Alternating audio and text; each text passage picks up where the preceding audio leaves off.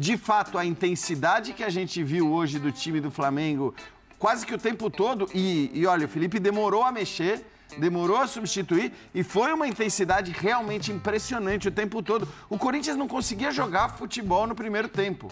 Não é que não conseguia jogar bem.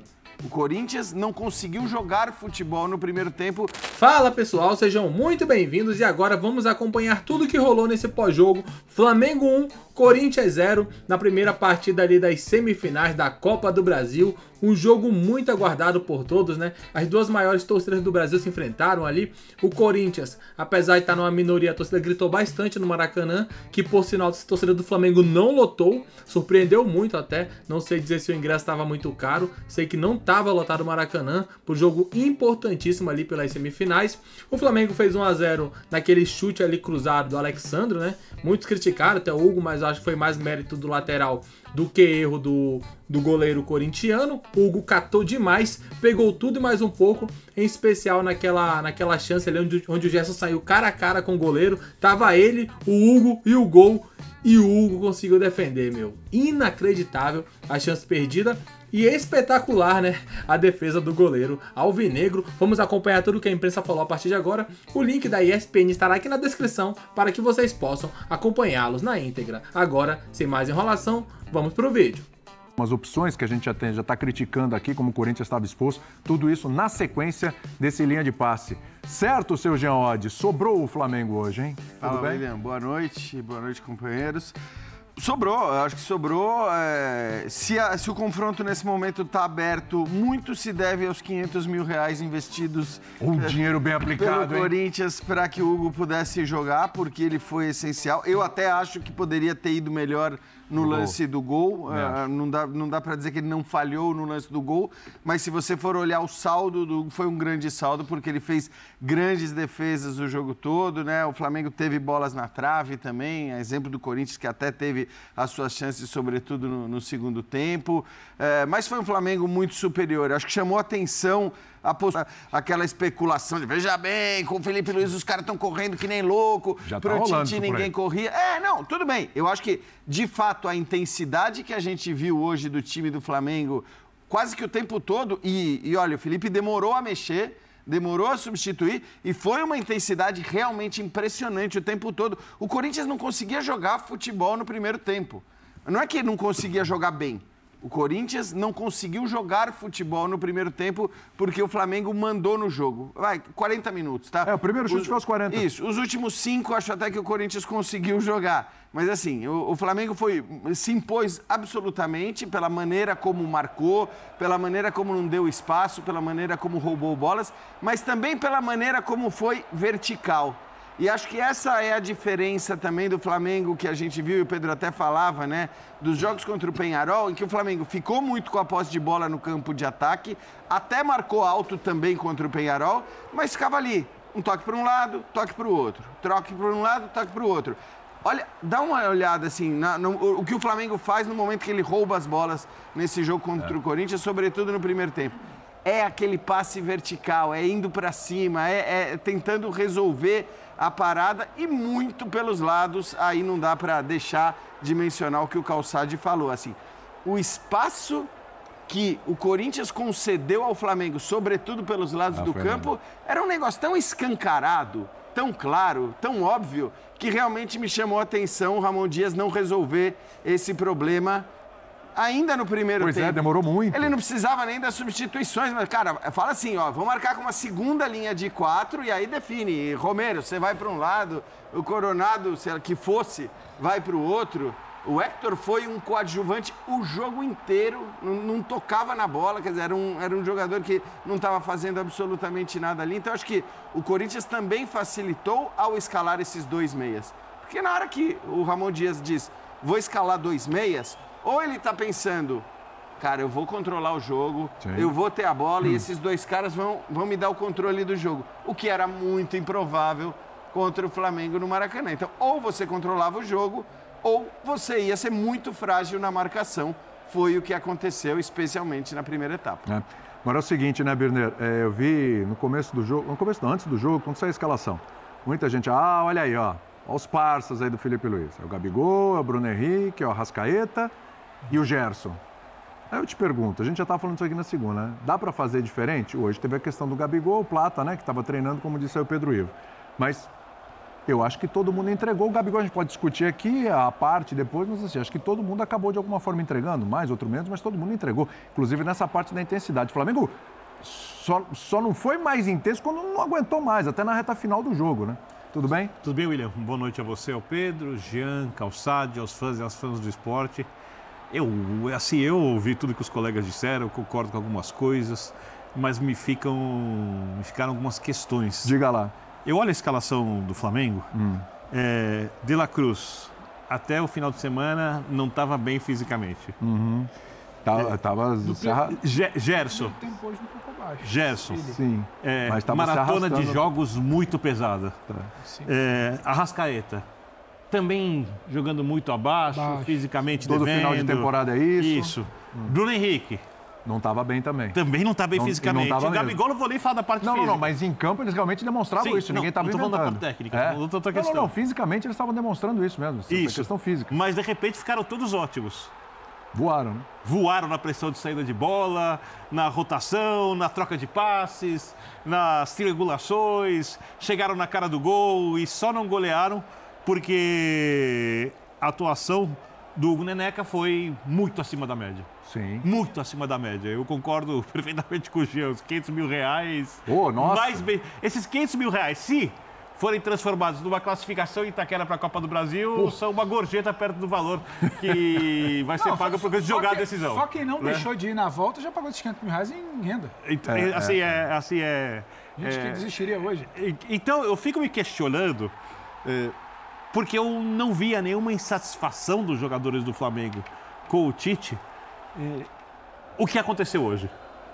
Porque não é possível que só uma injeção de ânimo, uma mudança de ambiente tenham tornado a equipe tão melhor do que foi em diversos dos últimos jogos grandes de Libertadores. Oi? Os últimos meses. Eu ia perguntar, há quanto tempo o Flamengo não joga assim? Eu estou tentando, eu não me lembro de uma partida Estou tentando buscar. Como essa. O Flamengo teve uma partida de muita intensidade por precisar fazer o placar naquela ida contra o Bolívar, porque precisava... No Maracanã, né? O 2-0. Não necessariamente brilhante, mas precisava do gol a mais, então não desacelerou. Mas você não acha... Assim, para mim, a intensidade não é algo tão raro assim no Flamengo. O problema não, no caso de... Você quer só ideia de jogo. Eu acho que... Claro que ela entra na discussão e ela é importante, é discutível. Não, porque eu acho que assim, a intensidade, ela existiu, acho que acima da média, sim, mas não dá para dizer que não havia essa intensidade em nenhum momento com o Tite. Para mim, o que chamou muito a atenção foi como o time, a partir do momento que roubava a bola, e basta a gente ver os melhores momentos.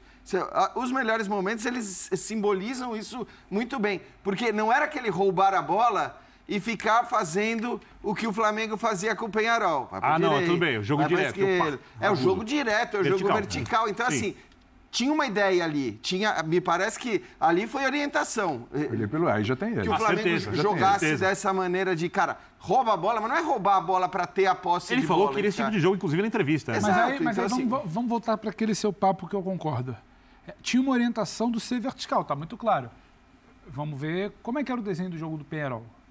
Flamengo em cima, não necessariamente ele roubava muitas bolas. E quando ele roubava, era aquela circulação assim... Isso, era horizontal. Mas aí para não dizer também que era só uma orientação do Felipe Luiz, que a gente sempre fala assim, não te vai superdimensionar muito um trabalho de um cara que deu um treino tático ontem e que o time que entrou em campo hoje nem treinou ontem junto. Você fala assim, não é possível que seja só injeção de ânimo. Eu já acho que é possível. Só injeção de ânimo? Porque, assim, esses caras, eles não aprenderam de domingo para hoje. Domingo foi o último jogo do Tite, né? Eles não aprenderam de domingo para hoje como é que se pressiona. Eles não aprenderam de domingo para hoje como é que se rouba a bola e acelera. Eles não aprenderam de domingo para hoje como é que o Bruno Henrique domina, trava passado e o Alexandre passa. Não aprenderam. Então, eu só posso acreditar... Ou eles sabiam antes? Eles não faziam? O que se fez hoje se sabia antes. Não se aprendeu segunda e terça e fez hoje. Então, eu quero acreditar que é só uma questão de injeção de ânimo. Também não vou entrar no papo que o Jean fala de que queriam derrubar Tite, não queriam correr. Só que é uma questão anímica natural. A gente não tem dia que a gente senta aqui. Não tem dia que a gente senta aqui. Eu quero um pouco além disso. Final de campeonato, e levanta, e o tom é de... Eu quero um pouco além disso. Eu acho que vai além, mas é também isso. O quarteto de primeira pressão mais avançado é exatamente um quarteto antigo do Flamengo. Bruno, Arrascaeta, Gerson e Gabigol. Né? Atrás o Eric, um volante. não muda muito. Esse Entende o quarteto que jogo. jogou junto uma vez esse ano. Agora eu quero colocar uma questão para Alguma vocês. coisa aí tem. Não tô Tá falando bom. que pode se reproduzir E isso, se fosse que vai continuar hoje- acontecendo. Porque o que o Corinthians levou para campo foi para recuperar o Flamengo. Primeiro tempo. Primeiro tempo foi. Foi para recuperar. Porque assim, o Ramon Dias, ele tem, vamos supor que ele escala o Hernandes, centroavante. O Garra atrás dele. O Romero de um lado, o Pedro Henrique do outro. São 4 jogadores. Sobram 2 volantes no meio de campo. Ele poderia colocar o Rian e o Charles, que ele voltou. Só que ele volta com o Pedro Henrique e volta com o Romero. Ele fecha uma linha de 4 e tem o Garro, que pode voltar no meio de campo. Então o time tem ligação e tem gente para marcar do lado. Ele resolveu marcar o centro do campo só com 3. O Garro ficava um pouquinho mais à frente, Romero e o Hernandes mais adiantado.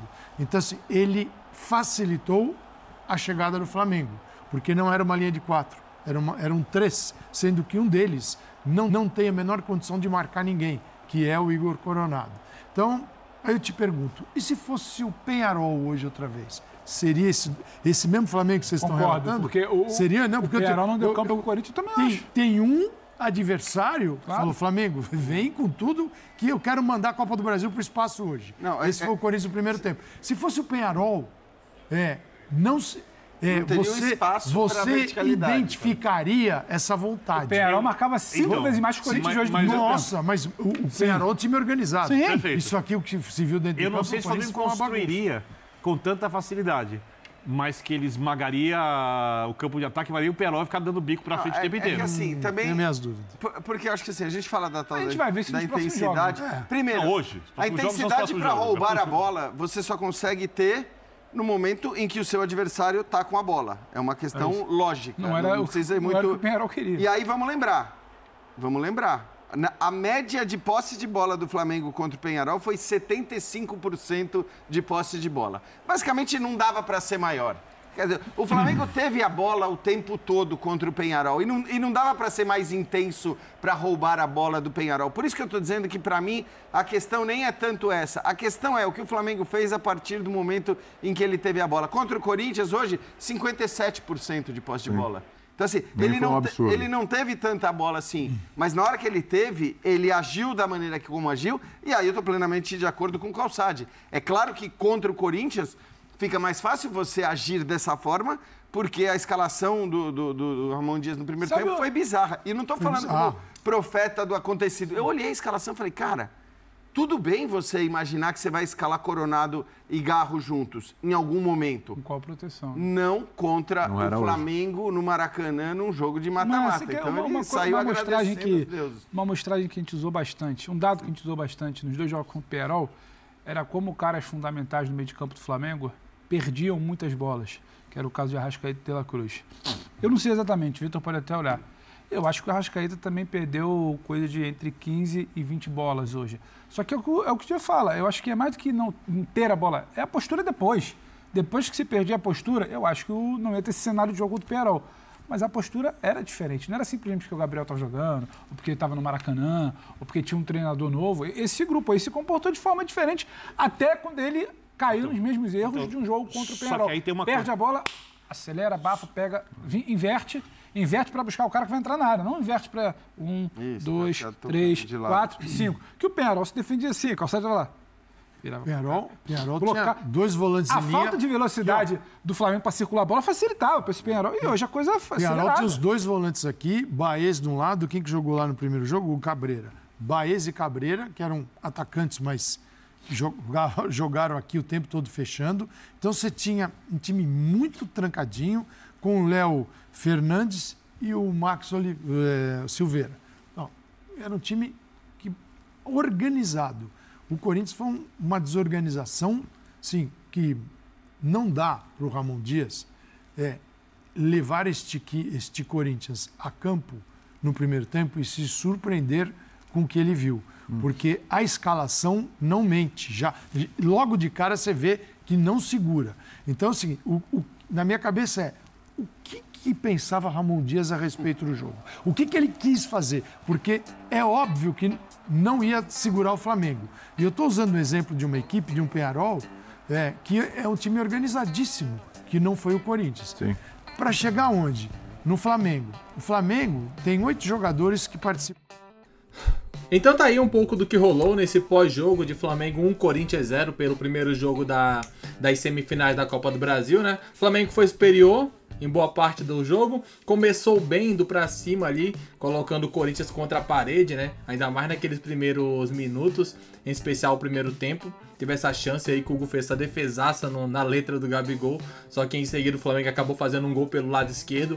Ali o Fagner não fez um bom jogo, inclusive foi até substituído pelo Mateuzinho, que entrou e conseguiu dar um pouco mais de velocidade, um pouco mais de gás, trazer uma preocupação pelo lado direito do Corinthians, que vinha sofrendo demais ali no começo do primeiro tempo.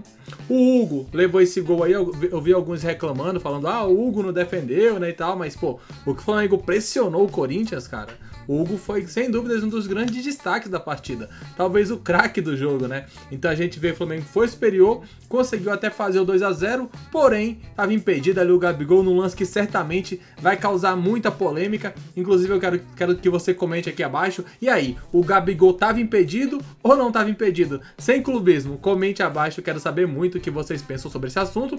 E daqui a pouco voltaremos com mais informações. Um grande abraço, até logo mais. Valeu!